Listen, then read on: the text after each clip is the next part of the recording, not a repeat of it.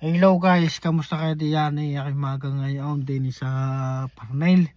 Gawa ng ang parkingan ay paunahan. So for today's video guys, ay nais ko lang sa inyo i-share. Yung isa nating kababayan ay nag-message sa akin na taga Batangas. Ay ganito at ang sabi siya daw ay aking followers. Ay ako na may natuwa. Ay sabi ko pa. Ay maraming salamat. Ngayon ay nag-message sa akin na ang kanya daw asawa ay nasa ospital at baka daw makakahingi ng kaunting biyaya.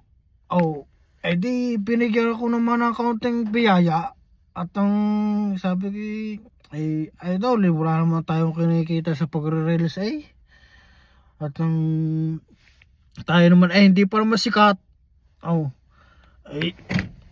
Sabi ko siya, idol, pakintay mo na lang pagsahod at ikibibigyan ko ng kahit kaunti. Sana'y makatulong yung sa iyo sa mga pamasahe malaang o tiga sa mga pagbili malaang ng gamot. Sana'y makatulong at hiling ko idol ay sana'y makalabas ang iyong asawa at dasal laang ang kailangan diyan. Siya, maraming salamat idol. At ingat ikaw palagi diyan. Paalam.